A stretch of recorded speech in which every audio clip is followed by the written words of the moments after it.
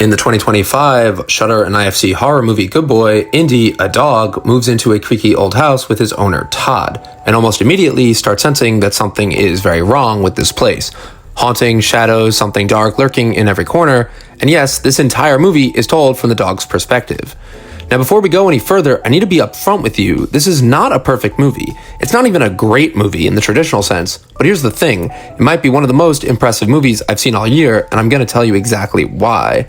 So let's talk about how this thing got made, because that context is everything for understanding what you're about to watch. Good Boy was shot over 400 days. Not 400 shooting days, but literally across 4 years, by a married couple, their dog, and whatever equipment they could scrape together.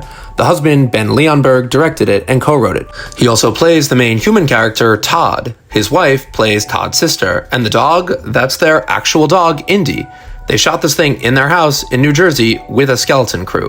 This is essentially what happens when two filmmakers look at each other and say, we have a house, a camera, and a very good boy. Let's make a horror movie. And somehow, this thing works. Here's what gets me about Good Boy. It's a movie that understands and respects the rules of cinema. For a low-budget indie horror movie shot in someone's house for over 4 years, it has atmosphere, real, genuine creeping dread. You can feel the budget constraints, don't get me wrong, but the filmmakers work within those constraints in really clever ways. The movie clocks in at just 73 minutes, and it absolutely flies by. There's not really a lot of fat on this thing. Almost every scene serves a purpose, and while the ending does show some of those budgetary seams, I won't spoil it, but you know what I mean when you see it. The effects throughout are actually pretty solid. Natural lighting does a lot of heavy lifting here, and it's way more effective than it has any right to be. But the real genius of the movie, it's all about the dog. So after my screening, they played a video where the director said something that blew my mind, and he said, I'm not paraphrasing here, I have to insist on this, the dog did not know he was in a movie. Think about that for a second. The entire film hinges on this dog's performance, and the dog is literally just being a dog. Indy isn't acting. He's being coordinated, sure, moved from point A to point B, giving commands, but he's not performing, and yet he carries the entire movie. How do they pull that off? 2 words, the Kuleshov effect. For those who don't know, the Kuleshov effect is this classic film theory principle from the 1920s. Russian filmmaker Lev Kuleshov did this experiment where he showed the same neutral shot of an actor's face, but cut it together with different images: a bowl of soup, a dead woman in a coffee, a child playing. Audiences swore the actor's expression changed each time, that he looked hungry or sad or happy, but it was the same shot. The meaning came from the editing, from what you placed next to it. Good Boy uses this constantly. You'll see a shot of Indy just looking, being a dog, doing dog things, and then they cut to a shadow moving in the hallway, or a door slowly creaking open, or some unsettling sound design, and suddenly you're convinced the dog is terrified, that he's sensing something we can't see. It's kind of brilliant, honestly. The whole movie is built on techniques like this: clever editing, sound design, framing the dog's eye level to put you in his headspace, and it works way better than it should. Now let's talk about where it stumbles, because it definitely does. There are moments, particularly when they try to show the ghost or spirit or whatever the dark entity is, where the editing gets a bit choppy. They'll cut to these quick montages, these spliced together horror images that feel a little student filmy. Those moments took me out of it. The atmosphere they build is so strong that when they break it with those kind of visual tricks, it feels a bit jarring. And again, the ending, you can feel the budget crunch. I'm not going to spoil what happens, but there's this ambition here that the resources just couldn't quite match. But honestly, I respect the swing. The filmmakers go for it.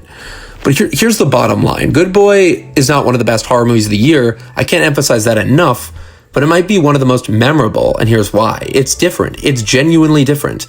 This isn't another Blumhouse formula horror movie. It's not chasing trends. It's a 73-minute atmospheric horror film told entirely from a dog's perspective. And it commits to the idea so completely that you can't help but admire it. This is a movie that made me think this is actually inspiring for filmmakers. Like, if you're someone who wants to make a movie but thinks you need a massive budget or Hollywood connections, Good Boy is proof that you don't.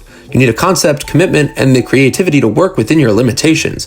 I genuinely liked this more than The Smashing Machine with Dwayne Johnson, a movie with big-name actors, multiple sets, and studio backing, because this movie feels like it matters. It feels like it actually has something to say, and a unique way of saying it. That movie just feels like another prestige sports drama. This feels like cinema. And when we talk about Indy, the dog is literally credited as Indy himself. He won the inaugural Howl of Fame award at South by Southwest for Best Canine Performance. That's not a joke, that's real. And honestly, he earned it. Because here's the thing about dog movies. Usually, dogs are supporting characters, sidekicks, comic relief, emotional beats. They're rarely, if ever, the actual lead carrying the film for 73 minutes. Indy does that here, and just watching this dog work, watching the filmmakers construct an entire horror narrative around a dog who didn't know he was acting, that's kind of a feat in itself. I know I keep saying this isn't a great movie, and I mean that. It's rough around the edges, you can see the seams, there are moments when the budget shows, but it's a movie made with love. You can feel every ounce of effort that went into it. It's a love letter to cinema, to horror, to the idea that you can actually make something meaningful with limited resources if you're smart about it. And it hits all the traditional horror beats. It builds atmosphere, creates tension without relying on cheap jump scares. Though there are a few, it makes you care about this dog and the doomed owner. And in this world, within the rules it establishes, I believed everything. That's good filmmaking.